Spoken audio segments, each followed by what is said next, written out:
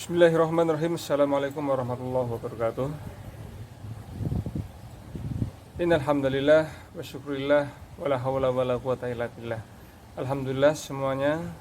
Bagaimana kabarnya?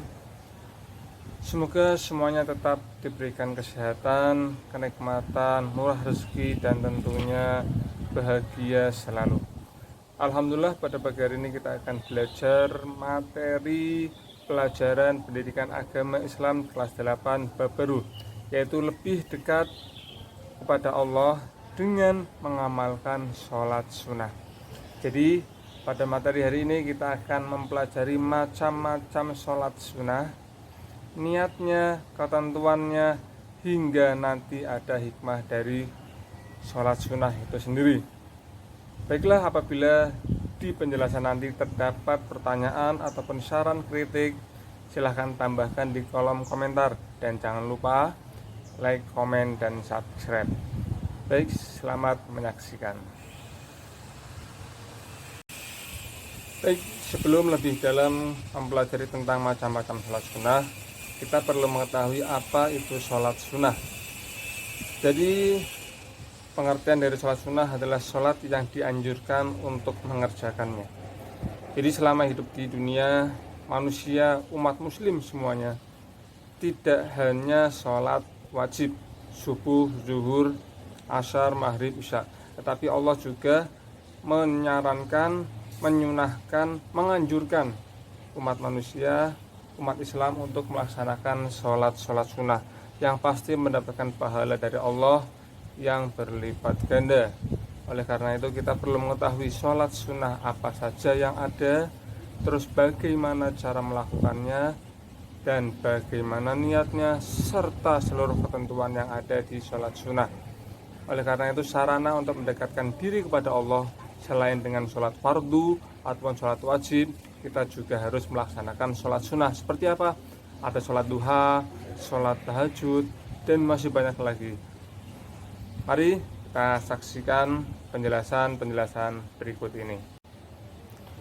Nah, masuk pada penjelasan sholat sunnah berjamaah. Jadi sholat sunnah ini harus kalian lakukan secara berjamaah.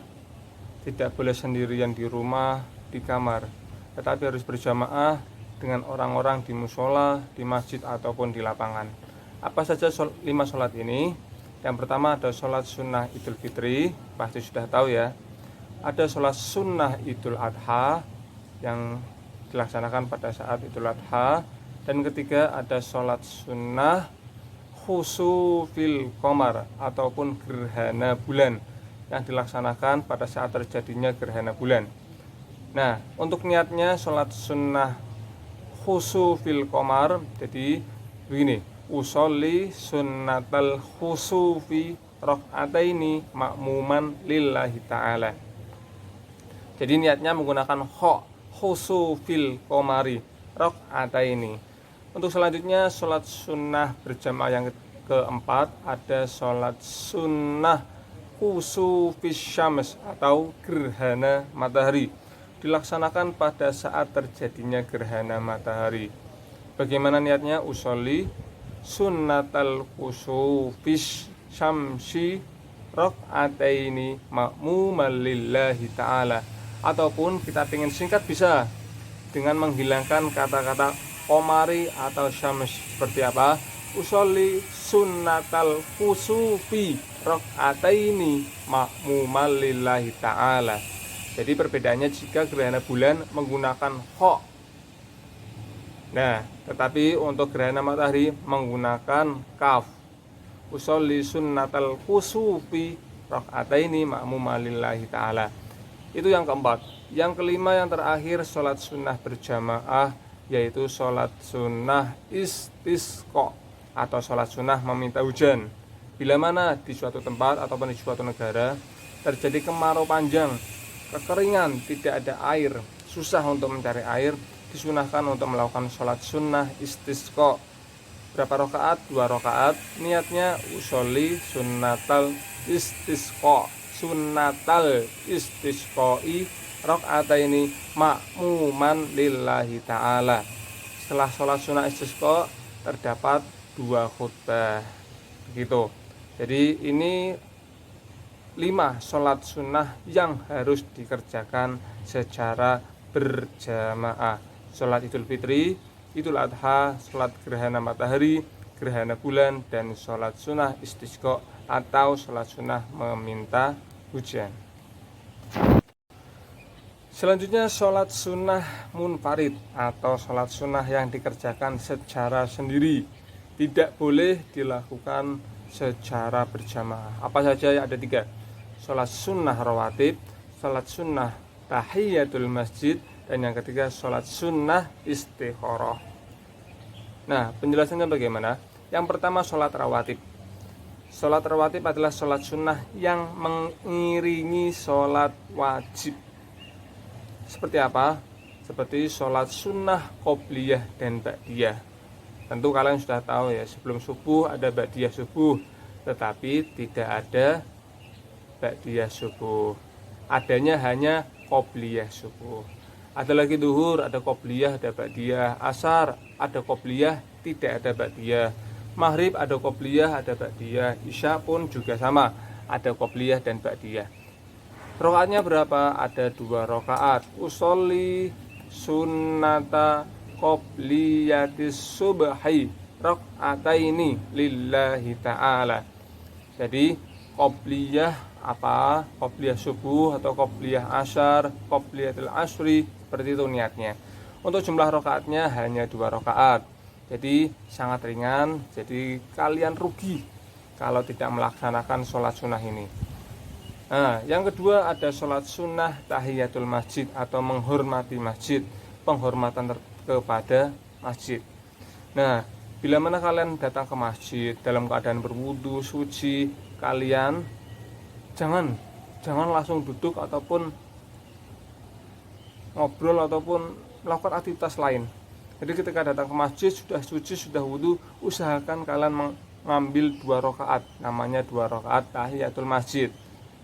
Ini adalah sholat untuk menghormati masjid ataupun kedatangan kita ke masjid, melakukan sholat sunnah tahiyatul masjid. Kemudian ada yang ketiga, sholat sunnah yang harus dikerjakan secara sendiri atau munfarid, yaitu sholat sunnah istikharah.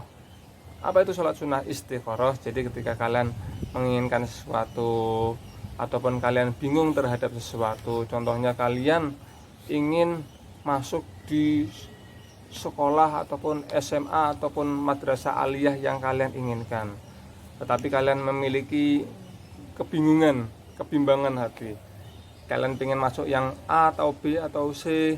Nah, disitulah kalian harus melaksanakan sholat istikharah, menentukan pendapat ataupun petunjuk dari Allah supaya kalian mantap, pilihan kalian mantap dan terbaik bagi kalian.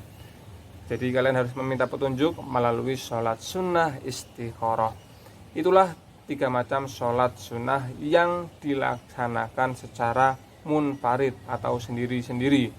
Sholat sunnah rawatib, sholat sunnah tahiyatul masjid, dan sholat sunnah istikharah. Baiklah, pembahasan selanjutnya tentang sholat sunnah berjamaah dan sholat sunnah munfarid.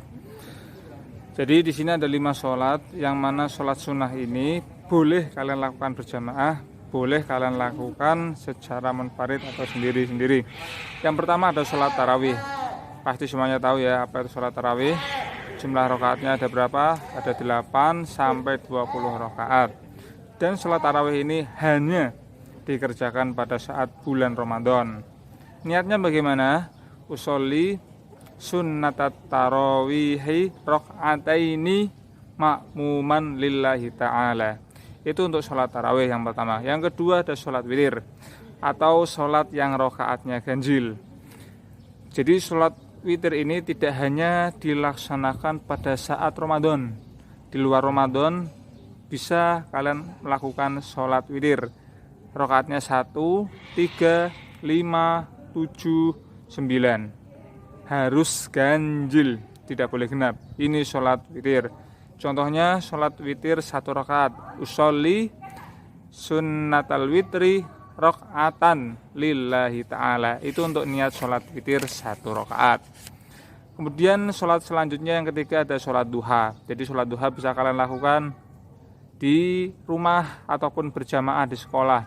Jadi sholat duha itu rakaatnya ada 2, bisa 4, bisa 6, dan bisa 8. Ini untuk sholat duha. Niatnya bagaimana? Usolli sunnatad duha rakaataini makmuman ataupun lillahi ta'ala ataupun adaan lillahi ta'ala. Kemudian yang keempat ada sholat tahajud ataupun sholat malam.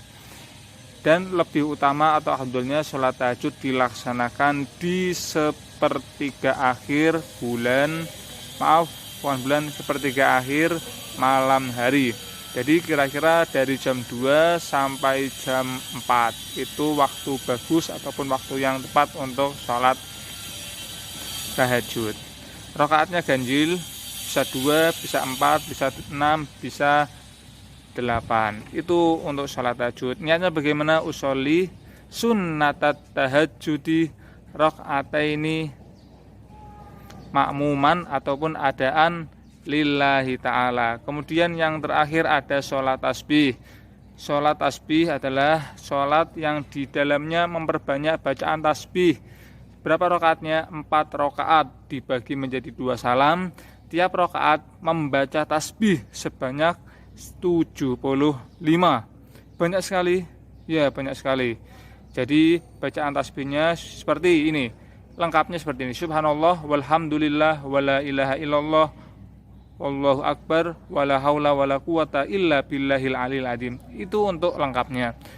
Mau singkat bisa, cukup membaca subhanallah dengan membaca tiap rakaatnya 75 tasbih, dibagi setelah membaca surat pendek berapa tasbih, setelah membaca bacaan rukuk berapa tasbih, setelah i'tidal berapa tasbih, setelah sujud pertama berapa tasbih, dan seterusnya hingga nanti 4 rakaat, sehingga jumlah tasbih yang dibaca ketika sholat tasbih ada 300 bacaan tasbih. Ini untuk sholat tasbih.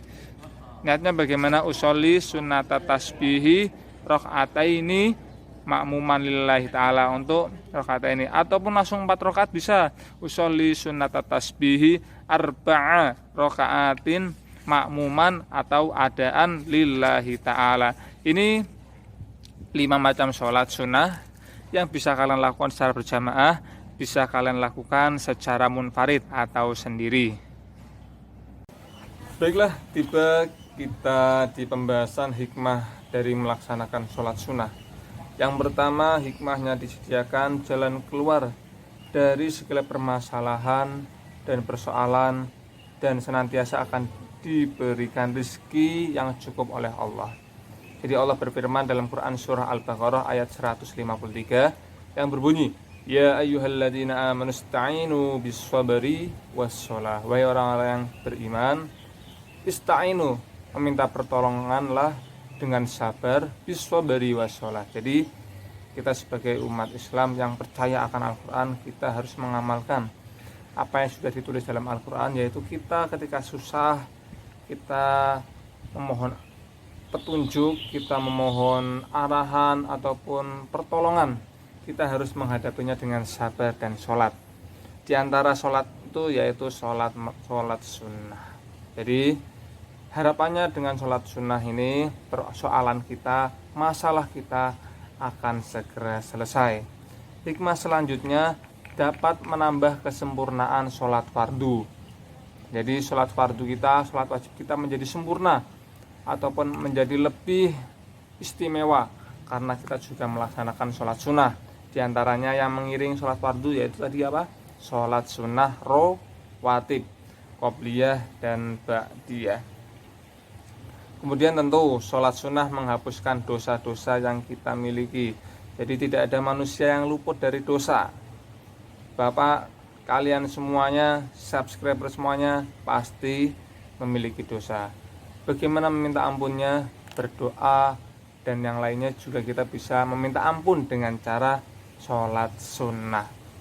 Jadi selanjutnya, hikmah selanjutnya, sholat sunnah merupakan ungkapan rasa syukur kita kepada Allah Subhanahu wa Ta'ala, karena Allah banyak memberi kita nikmat yang tidak kita sadari.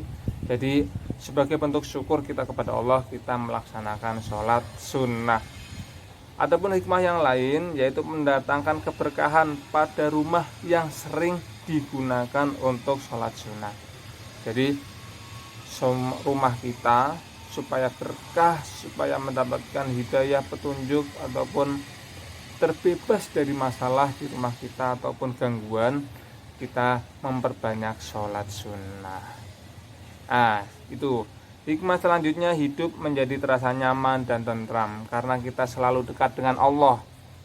Bagaimana dekat dengan Allah? Yaitu dengan banyak melaksanakan sholat, puasa, zikir. Nah, sholat itulah seperti sholat sunnah ini mendekatkan diri kita kepada Allah, sehingga ala bizikrillahi tatmainnul qulub, dalam Al-Quran disebutkan seperti itu. Jadi dengan zikir kepada Allah, hati akan menjadi mutmainnul qulub, hati yang tenang. Semoga dengan penjelasan hikmah ini kita menambah rasa cinta kita kepada sholat sunnah dan kita bisa mengamalkan sholat sunnah yang tadi sudah kita pelajari. Baiklah, tiba kita di akhir pembahasan. Jadi kita sudah mendengarkan banyak penjelasan dari awal hingga akhir tentang mendekatkan diri kepada Allah melalui sholat sunnah. Harapannya kita dapat mengamalkan sholat sunnah kita dalam kehidupan sehari-hari. Jadi jangan hidup ataupun jangan setiap hari dalam kehidupan kita hanya melaksanakan sholat wajib aja, subuh, zuhur, asar, maghrib, isya. Kita harus menambah sholat tersebut melalui sholat sunnah. Seperti tadi, ada yang berjamaah, ada yang munfarid, dan ada yang berjamaah atau munfarid. Dan ini juga merupakan bentuk syukur kita kepada Allah atas segala nikmat yang telah diberikan Allah kepada kita semuanya. Baiklah, cukup pertemuan dan pembahasan pada hari ini. Kurang lebihnya mohon maaf yang sebesar-besarnya, dan semoga video ini menambah wawasan kita dan bermanfaat bagi kita di dunia dan di akhirat kelak. Amin. Allahumma amin. Subhanakallahumma wa bihamdika asyhadu an la ilaha illa anta astaghfiruka wa atubu ilaik. Wabillahi taufiq wal hidayah wa ridho wal inayah. Wassalamualaikum warahmatullahi wabarakatuh.